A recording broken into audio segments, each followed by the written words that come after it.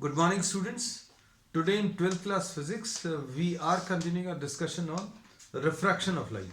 Refraction में we have discussed principle of reversibility of light in the previous class. और उसमें अभी हम लोगों ने आपको ये बताया था कि अगर if light is traveling through multiple mediums and if at any stage the path of the light ray is reversed, आप किसी भी एक स्टेज पर उसका पाथ अगर रिवर्स कर दें तो then it will retrace its original path. जिस रास्ते से आई है उसी रास्ते पर वापस जाएगी. ये अभी हम लोगों ने किया था. Then we have discuss that if the two refracting surfaces are parallel then the emergent ray will be parallel to the incident ray. ये जो इमर्जेंट रे है यहां पर रिफ्रैक्शन होगा, एक यहां पर रिफ्रैक्शन होगा, और ये दोनों रिफ्रैक्शन के बाद जो इमर्जेंट रे आएगी that will be parallel to the incident ray. This we have discussed. अब इसके बाद बच्चों आज जो अभी हम लोग लेने वाले हैं, we are discussing another effect of refraction of light and that is what apparent depth. Apparent depth of an object. Apparent depth क्या है? तो अभी हम लोग बोलते हैं ये भी रिफ्रैक्शन फिनोमेना से रिलेटेड है. क्या अपेरेंट डेप्थ मतलब अपेरेंट वर्ड अभी हम लोग यूज कर रहे हैं, मतलब something which is not real.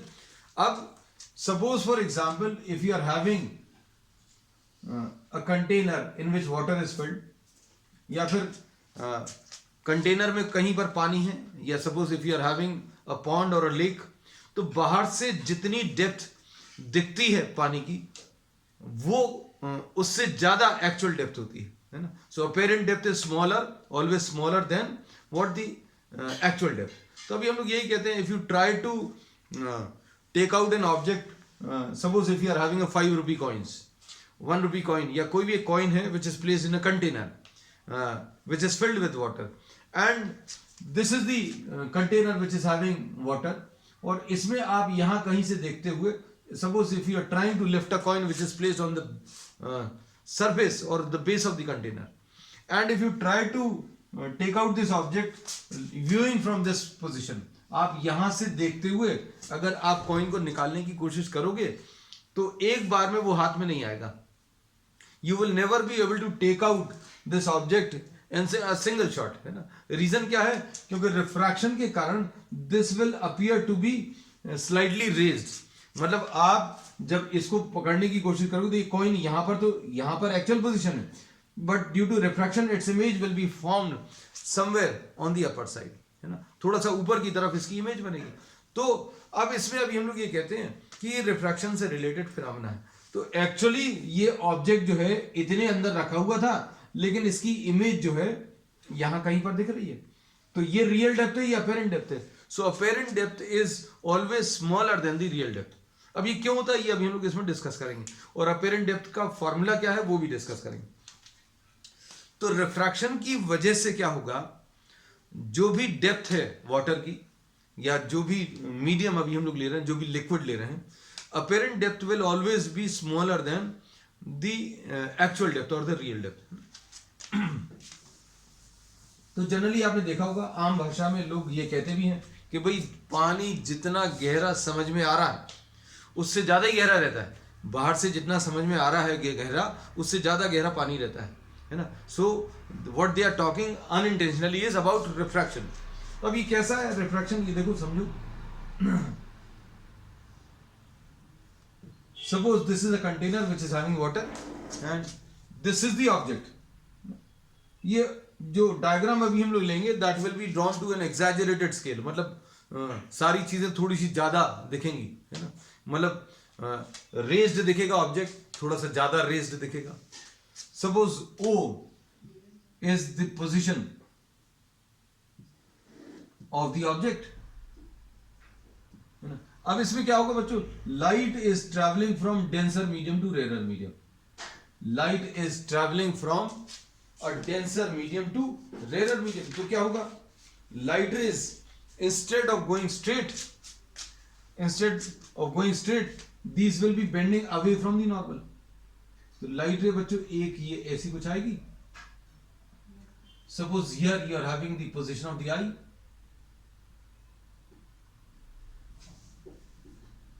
आई तुम लोग अच्छी सी बना लेना. From here you are trying to see the object.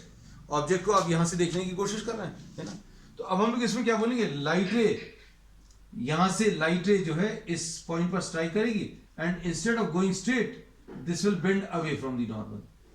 तो अवे फ्रॉम द नॉर्मल ये बेंड होगी.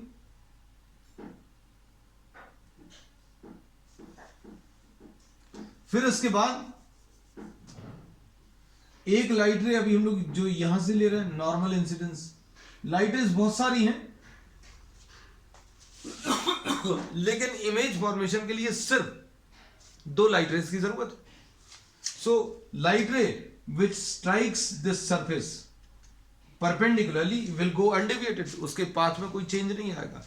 अगर कोई लाइट रे किसी एक मीडियम से दूसरे मीडियम में जा रही है और परपेंडिकुलर डायरेक्शन में जा रही है तो क्या होगा, there will be no change in the path of the light रे.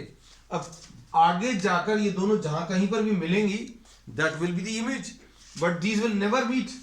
आगे जाकर तो नहीं मिलेंगी क्योंकि ये डाइवर्जिंग लाइट रेज है. मतलब ये डाइवर्ज हो रही है, फैल रही हैं, तो आगे तो नहीं मिलेगी. But these appear to be coming from somewhere behind. ऐसा लग रहा है कि ये दोनों लाइट रेज बच्चों कहां से, इधर कहीं से आ रही. So this will be the image. ये बच्चों इमेज रहेगी. तो ये जो ऑब्जेक्ट यहां पर है वो यहां कहीं पर समझ में आएगा. इतना ज्यादा ऊपर नहीं समझ में आएगा, लेकिन अभी सिर्फ समझाने के लिए हम लोगों ने हमने पहले ही बोल दिया था we are drawing the diagram to an exaggerated scale. थोड़ा सा बड़ा करके सारी चीजें समझाने की कोशिश करते हैं. तो अब हम लोग इसमें ये बोलते हैं कि ये ऑब्जेक्ट है, इससे जो लाइट रेज निकली, आपको सिर्फ 2 लाइट रेज चाहिए. जरूरी नहीं है आप यहां पर लें, लाइट रे यहां पर भी हो सकती है, यहां पर भी हो सकती है, यहां पर भी. You can draw it anywhere. हम लोग यहां कहीं पर अगर ड्रॉ करेंगे तो भी अभी हम लोग देखेंगे इमेज यहां कहीं पर आने वाली. तो अब हम लोगों ने इसमें क्या बोला बच्चों, ऑब्जेक्ट जो है this will appear to be slightly raised. O is the position of the object and I is the image of the object. और इसको अभी हम लोग कह सकते हैं the apparent position of the object. इसका मतलब क्या है यहां कहीं से अगर आप ऑब्जेक्ट को देखोगे, इस वाले ऑब्जेक्ट को, तो ये ऑब्जेक्ट यहां पर नहीं दिखेगा, यहां कहीं पर दिखेगा. ऐसा मत सोचना कि ऑब्जेक्ट भी दिखेगा और इमेज भी दिखेगी. If you are viewing it from somewhere here, अगर आप यहां कहीं से देखेंगे तो आपको ये ऑब्जेक्ट नहीं दिखेगा. This is the object which will be seen from outside, है ना. तो this image is the apparent position of the object, है ना. तो अब इसमें ये चीज ध्यान रखना कि अगर आप बाहर से इस 5 रुपी कॉइन्स को उठाने की कोशिश करोगे तो आपका हाथ यहां पर नहीं जाएगा क्योंकि आपको ये नहीं दिखेगा. You will not be able to see this. O is not what you see from outside. जो बाहर से दिखेगा वो क्या दिखेगा, ओ नहीं दिखेगा, सिर्फ आई दिखेगा. तो अगर आप बाहर से 5 रुपी कॉइन्स को उठाने की कोशिश करोगे तो आपका हाथ यहां पर जाएगा and literally you will have to grope, मतलब टटोल कर आपको वो कॉइन जो है वहां से उठाना पड़ेगा. तो अब हम लोग इसमें ये कहते हैं O is the position of the object, I is the image of the object और the apparent position of the object. अब क्या कर रहे हैं बच्चों इसमें, इसको अभी हम लोगों ने P लिख दिया, इसको Q लिख दिया.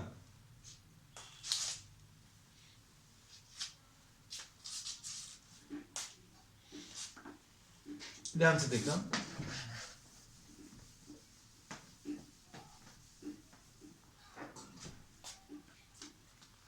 PO is the real depth of the object. PO क्या है बच्चों, this is the real depth of the object. मतलब कंटेनर में जितना पानी है यहां सरफेस से लेकर इधर तक, this will be the real depth of the object. But this object is not what you see from outside. जो बाहर से दिखेगा वो ये दिखेगा.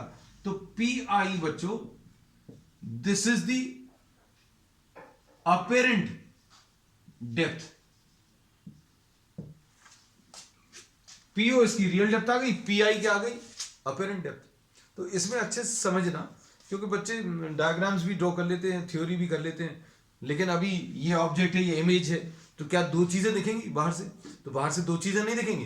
रिफ्रैक्शन के कारण अगर आप यहां से देख रहे हो तो ये ऑब्जेक्ट यहां पर दिखेगा, मतलब ये पोजीशन, ये जो है एक्चुअल पोजीशन है, लेकिन ये अपनी पोजीशन से शिफ्ट हो जाएगा, यहां पर नहीं दिखकर आई पर इमेज दिखेगी। So will you be able to see O? O,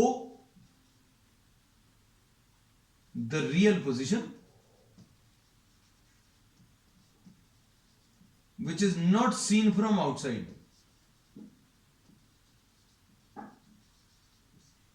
I क्या है? I, this is the apparent position and this is the object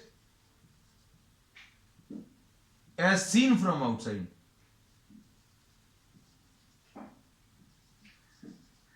तो अगर आप बाहर से दिखोगे तो आपको ओ नहीं दिखेगा, आपको आई दिखेगा। तो ये रियल पोजीशन है, रियल ऑब्जेक्ट है, रियल डेप्थ है, और ये अपेरेंट पोजीशन है, तो ये रियल, सॉरी, ये apparent depth of the object आ जाएगा।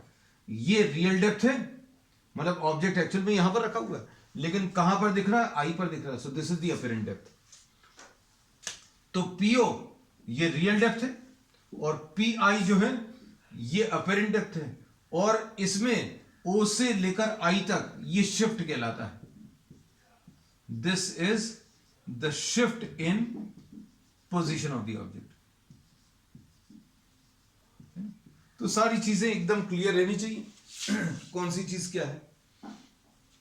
अब देखो, इसमें ये जो लाइट रे है, ये लाइट रे क्यू पॉइंट पर स्ट्राइक की, और यहां पर ये नॉर्मल ड्रॉ किया, ये एंगल ऑफ इंसिडेंस है, और light ray instead of going straight will be bending away from the normal. क्यों? Light ray is moving from, light ray OQ moves from denser to rarer medium। ये denser medium से rarer medium की तरफ move कर रही है, इसलिए instead of going straight this bends away from the normal. और ये परपेंडिकुलर डायरेक्शन में जो लाइट रे है वो सीधी जाएगी, और ये दोनों आगे जाकर तो नहीं मिलेगी, but these appear to be coming from point I. ऐसा लग रहा है जैसे ये दोनों यहां कहीं से आ रही हैं। तो ये इमेज है। इमेज का बच्चों कॉन्सेप्ट 10th में भी लिया था, अभी भी ले रहे हैं, कि जहां से लाइट रेज, जहां पर लाइट रेज एक्चुअली इंटरसेक्ट कर रही हैं वो इमेज रहेगी रिफ्रैक्शन के बाद, या फिर जहां से लाइट रेज आ रही हैं ऐसा अपीयर हो रहा है वो इमेज रहेगी। तो इसमें ऐसा लग रहा है कि ये लाइट रेज यहां कहीं से आ रही हैं। अब देखो, ये light ray OQ Q point पर स्ट्राइक की, and instead of going straight this bends away from the normal, ये एंगल ऑफ रिफ्रैक्शन आएगा। अब ये अगर एंगल ऑफ रिफ्रैक्शन है, ये दो पैरेलल लाइंस हैं, और इसमें ये बच्चों ट्रांसवर्सल है, तो क्या होगा? ये वाला एंगल और ये वाला एंगल इक्वल होगा। ये देखो, ये दो पैरेलल लाइंस हैं, ये ट्रांसवर्सल, तो ये R है तो ये भी R आएगा, ये I है तो बच्चों ये भी I आएगा। अब क्या कर सकते हैं? Refractive index of denser with respect to rarer, refractive index of denser with respect to rarer, ये स्नेल्स लॉ लगाएं एट Q। कैसे लगाते हैं? साइन लिखते हैं, यहां पर भी साइन लिखते हैं। रेरर मीडियम में जो एंगल बन रहा है Q पॉइंट पर, रेरर मीडियम में कौन सा एंगल बन रहा है वो लिख लिया। D नीचे है तो नीचे कौन सा एंगल आएगा? जो डेंसर मीडियम है, तो डेंसर मीडियम में कौन सा है? साइन I है। अब इसके बाद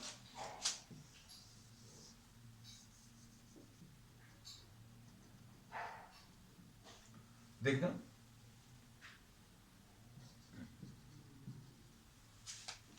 साइन R कितना आ जाएगा? Perpendicular upon hypotenuse. Sine R की वैल्यू, परपेंडिकुलर क्या है बच्चों? ट्राइंगल, कौन सा? ट्राइंगल PQI में, PQI में sine R will be equal to PQ upon QI। और OPQ में, ट्राइंगल OPQ, इसमें देखो sine I will be PQ upon OQ। अब क्या करेंगे, इसमें वैल्यूज रख दो। Refractive index of denser with respect to rare will be equal to sine R upon sine I।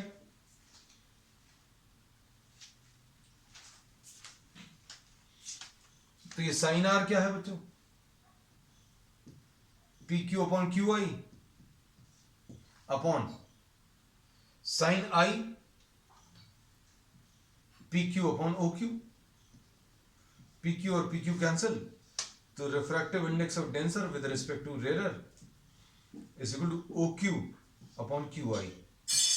ये बच्चे ऊपर ट्रांसफर कर देंगे, QI नीचे आ जाएगा। अब OQ अपॉन QI। अब स्मॉल एंगल्स के लिए, अब देखो लाइट में बच्चों बहुत सारे अप्रोक्सीमेशंस आएंगे। अगर I बहुत छोटा है तो क्या होगा, just try to imagine for small angles. तो क्या होगा बच्चों, देखो ये पॉइंट Q, अगर ये I को अभी हम छोटा कर दें तो ये पॉइंट Q यहां कहीं पर आ जाएगा। अगर और छोटा कर दें तो ये पॉइंट Q यहां कहीं पर आएगा, है ना। तो देखो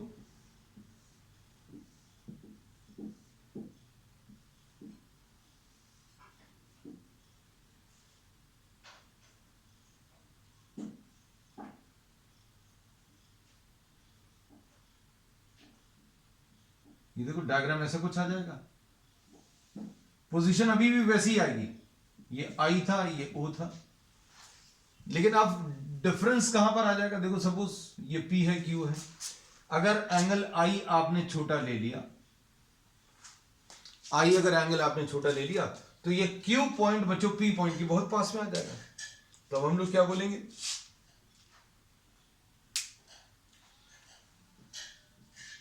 for small angles point Q will be very close to point P। point Q जो है, अगर I को आप छोटा कर रहे हो, देखना ध्यान से, अगर आप I को छोटा कर रहे हो तो ये Q पॉइंट जो है बच्चों धीरे धीरे कहां की तरफ, P पॉइंट की तरफ शिफ्ट हो जाएगा, है ना। फिनोमेना में कोई डिफरेंस नहीं आएगा। जो ऑब्जेक्ट यहां पर दिख रहा था वो अपनी जगह से उठ जाएगा। O पर दिख रहा था वो कहां पर दिखेगा, I पर दिखेगा, है ना। तो अब Q की जगह आप P लिख दो तो कितना आ जाएगा,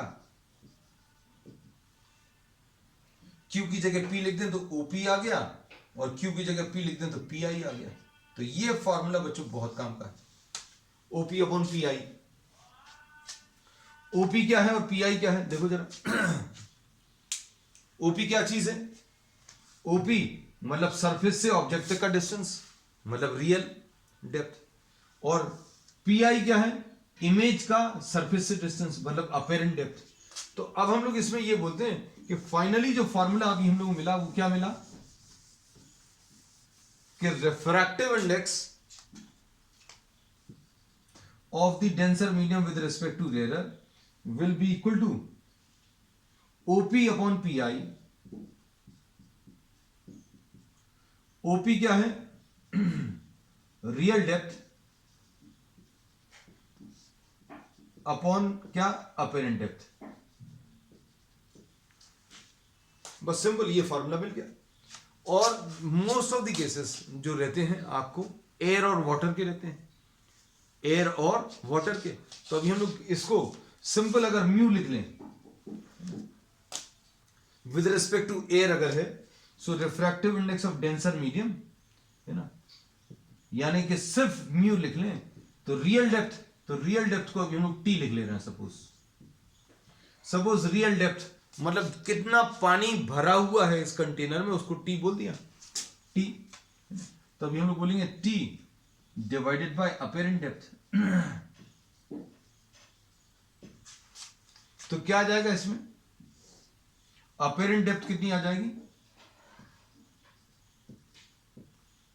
will be equal to T divided by mu. तो अपेरेंट डेप्थ कैसे मिलेगी बच्चों, real depth divided by refractive index. अब ये बहुत सिंपल सी चीज है, जैसे अभी हमने कहीं पर एक कॉइन रख दिया किसी कंटेनर में और उसमें एक ऐसा लिक्विड रखा हुआ है जिसका रिफ्रैक्टिव इंडेक्स 2 है, जिसका रिफ्रैक्टिव इंडेक्स 2 है, रिफ्रैक्टिव इंडेक्स अगर 2 है तो क्या होगा, वो कॉइन कहां पर समझ में आएगा, अभी हम लोग बता सकते हैं T डिवाइडेड बाय 2, मतलब जितनी डेप्थ पर रखा है, जितनी एक्चुअल में डेप्थ है उससे आधी डेप्थ दिखेगी। समझ में आई बात। अभी हमने क्या बोला कि आपने एक कॉइन रखा, सपोज एक ऐसे कंटेनर में रखा जिसके अंदर पानी 5 मीटर्स है, कितना है 5 मीटर्स, तो ये 5 मीटर्स जो है बाहर से देखने में 2.5 मीटर समझ में आएगा। तो अभी हम लोग यही कहते हैं, जो generally who are having knowledge about water, about swimming, they say that just don't try to judge the depth of water by standing outside. बाहर खड़े होकर पानी की डेप्थ का जजमेंट नहीं कर सकते। क्यों नहीं कर सकते? क्योंकि बाहर से कम ही समझ में आएगा। The actual depth is found out by actually going inside the water. So you cannot judge the depth of water by standing outside. तो अभी हमने बोला पानी है या कोई और ऐसा मीडियम है जिसका रिफ्रैक्टिव इंडेक्स 2 है। रिफ्रैक्टिव इंडेक्स कितना बच्चों 2 है, और पानी की डेप्थ अगर वहां पर 10 मीटर है, if the depth of water और depth of the liquid is 10 metres, then what will appear from outside will be 5 metres. क्यों? क्योंकि ये 10 जो है किससे डिवाइड हो जाएगा, एक्चुअल डेप्थ जो है किससे डिवाइड हो जाएगी, म्यू से डिवाइड हो जाएगी। तो म्यू अभी हमने 2 लिया, म्यू 3 या म्यू 1.5 या जो भी अभी आप लोगे उससे ये डिवाइड हो जाएगा। और चूंकि ये म्यू की वैल्यू 1 से बड़ी होती है, therefore we say that apparent depth is always smaller than a real depth. ठीक, तो ये इंपॉर्टेंट फॉर्मूला है। अब एक और चीज इससे रिलेटेड करेंगे क्या, वो भी हम बता दें।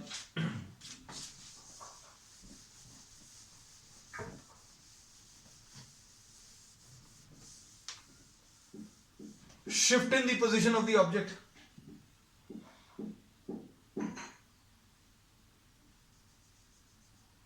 OI, ऑब्जेक्ट यहां पर था, आई पर देखा, तो OI कैसे निकालेंगे, OI द शिफ्ट, शिफ्ट कैसे निकालेंगे, OI निकालने के लिए OP माइनस PI, OP में से PI माइनस कर लो तो ये शिफ्ट मिल जाएगा। OP क्या है, रियल डेप्थ, और PI क्या है, अपेरेंट डेप्थ। तो रियल डेप्थ T है और अपेरेंट डेप्थ कितना है, T बाय म्यू है ना, तो ये आ जाएगा T into 1 minus 1 upon mu, ये आंसर आ गया। So this is what the shift in the position,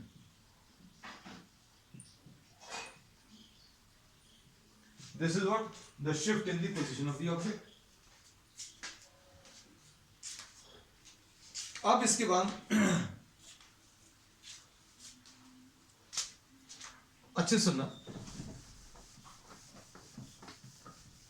हम लोगों ने इस टॉपिक में क्या पढ़ लिया कि रिफ्रैक्शन की वजह से the object appears to be slightly raised, है ना। रिफ्रैक्शन की वजह से ये ऑब्जेक्ट O की जगह it appears to be raised to I, है ना। तो O is the object and I is what, the image or the apparent position.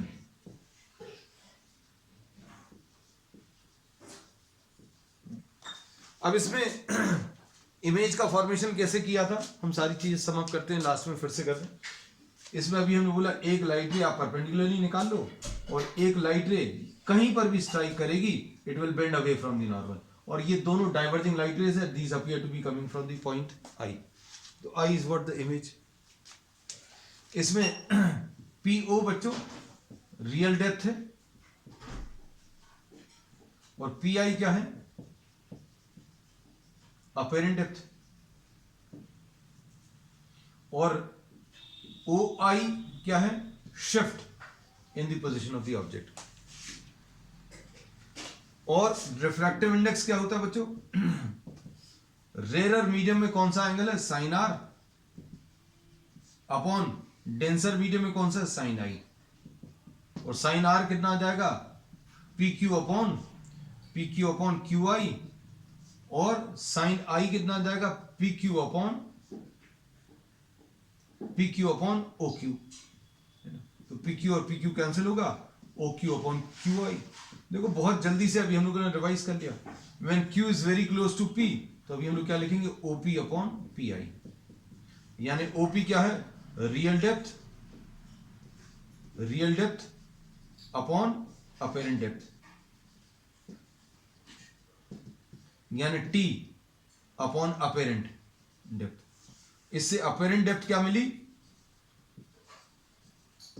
Is T divided by mu. और शिफ्ट कैसे मिलेगा?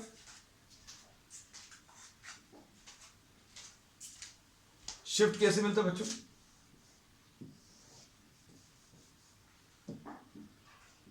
Shift will be real depth minus apparent depth, और ये T minus T by mu. अब इसका use अभी हम लोग कैसे करेंगे? Suppose you are having multiple mediums, बहुत सारे मीडियम्स हैं, और यहां पर एक आपको कॉइन रखा हुआ है।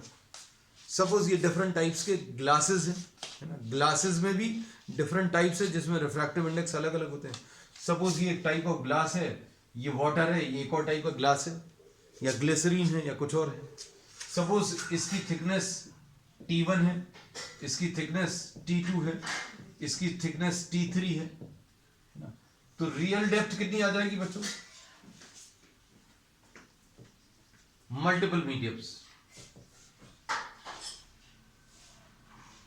मीडियम्स में रियल डेप्थ कितनी आ जाएगी? T1 plus T2 plus T3, यानी समेशन ऑफ T, ऐसा बोल सकते हैं। अपेरेंट डेप्थ कैसे मिलेगी बच्चों?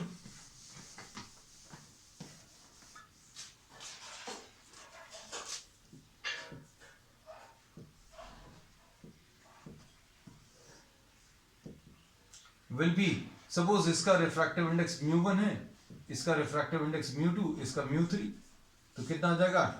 T1 bye μ1 plus T2 bye μ2। इसको कैसा लिखेंगे? Summation of T by mu. जितने मीडियम्स हैं सभी के लिए अभी आप निकाल लो क्या चीज? Apparent depth. अब इसके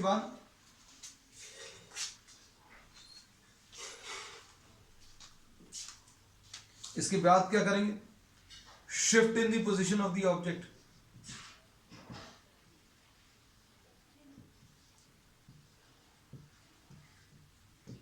will be real depth minus what? The apparent depth. अब रियल डेप्थ कितनी है बच्चों? तो रियल डेप्थ अभी हमें मालूम है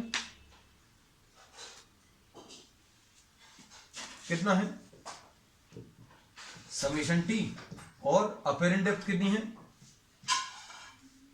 summation of T by mu. ठीक है। So this finishes what?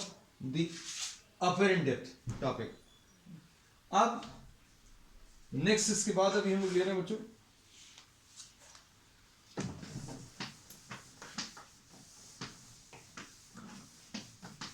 Refraction through multiple mediums, है ना?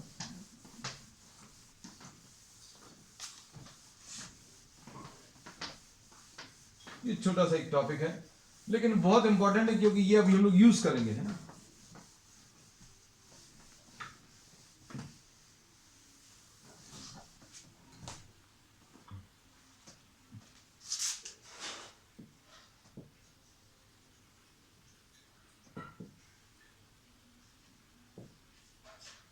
Multiple mediums.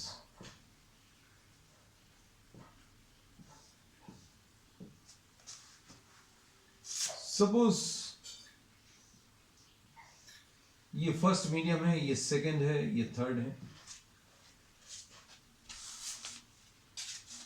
लाइट रे is entering at this point, and suppose the path of the light ray changes at this point P, ये सीधा जाने की जगह ऐसा कुछ आ गया, and once again it suffers a refraction at point Q.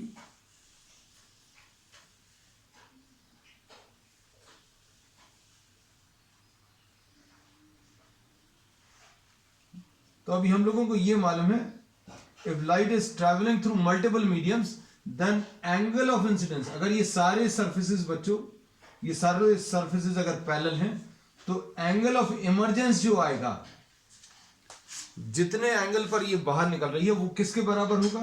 Angle of incidence के बराबर. This we have proved in the previous class.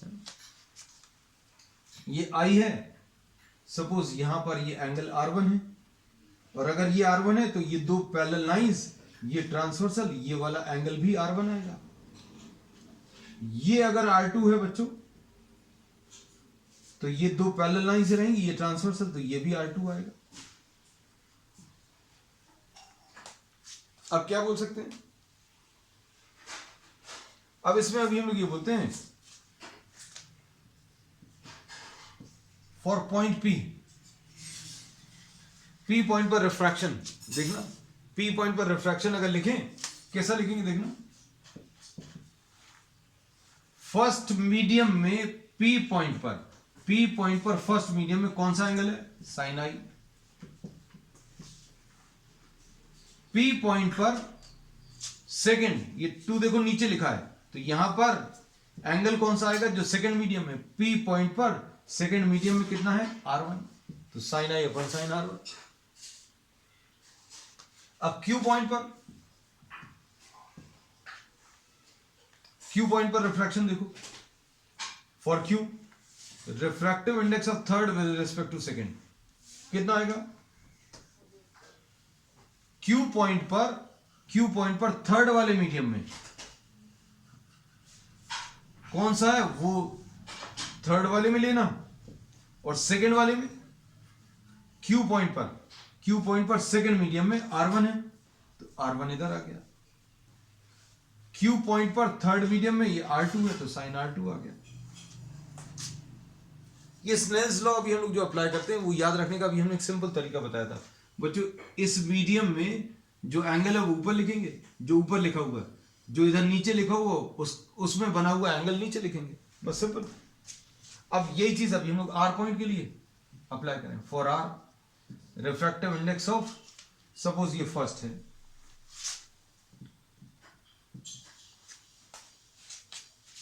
कितना आ जाएगा बच्चों? ये थर्ड मीडियम में R पॉइंट पर थर्ड मीडियम में R2 है, तो साइन R2, और R पॉइंट पर फर्स्ट वाले में कितना है? साइन E, जिसको अभी हम लोग क्या साइन I लिख सकते हैं. अब μ21 इंटू μ32 इंटू μ13 कैसे लिखेंगे बच्चों? सारी वैल्यूज लिख लो. Sine i upon sine R1 into sine R1 upon sine R2 into sine R2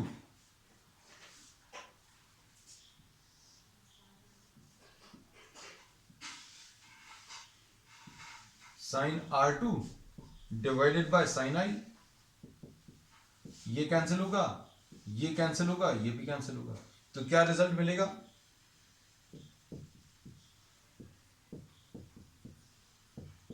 इसकी वैल्यू 1.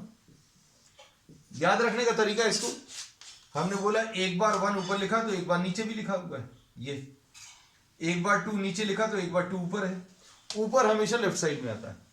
3 देखो, एक बार नीचे लिखा एक बार ऊपर लिखा. अब इसमें ग्लास, एयर एंड वाटर अगर आप ले लें तो क्या आएगा? ये देखो, ग्लास,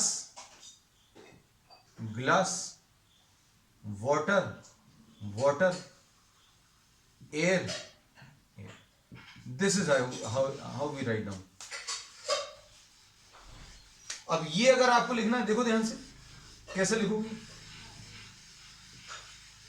ये दोनों नीचे चले जाएंगे, इसको भी नीचे ले जाएं, इसको भी नीचे ले जाएं, तो कितना आ जाएगा, refractive index of glass with respect to air और refractive index of air with respect to water.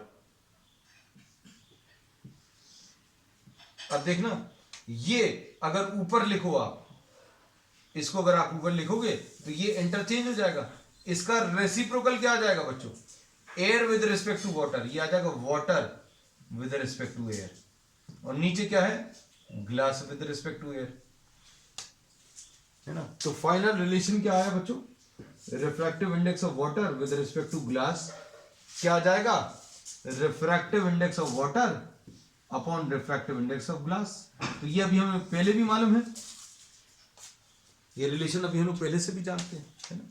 इसको प्रूव करने का एक तरीका और है, क्या,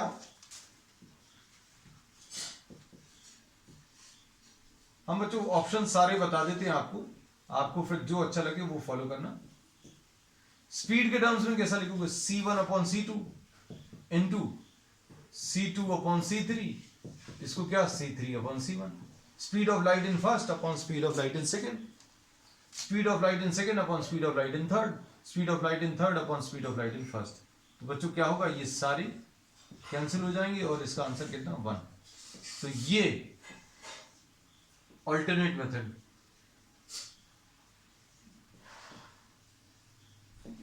तो बच्चों अब आज के लिए इतना ही, we will continue with the remaining topics on the next one. That's all for today.